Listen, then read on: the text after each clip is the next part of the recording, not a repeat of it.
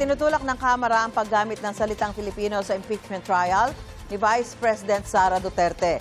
Bukod dito, nais din nila magkaroon ng translation sa iba pang lengguwahe sa bansa. Ito'y para daw mas maintindihan ng publiko. Isa raw ito sa mga hihilingin ng House Prosecution Panel sa pre-trial conference sa Huwebes ayon kay Lead Public Prosecutor Representative Jervil Luistro. Pinag-uusapan din ng prosekusyon ang paghahain ng mosyon para bawasan ang kailangang bilang ng boto para makonvict ang bise. Nakasad sa batas na kailangan ng boto ng 2/3 ng bilang ng mga senador o 16 para makonvict ang bise. Pero anila 22 na lang ang base number ngayon ng Senado dahil nagtatago si Senador Bato de la Rosa at nakakulong si Senador Jinggoy Estrada.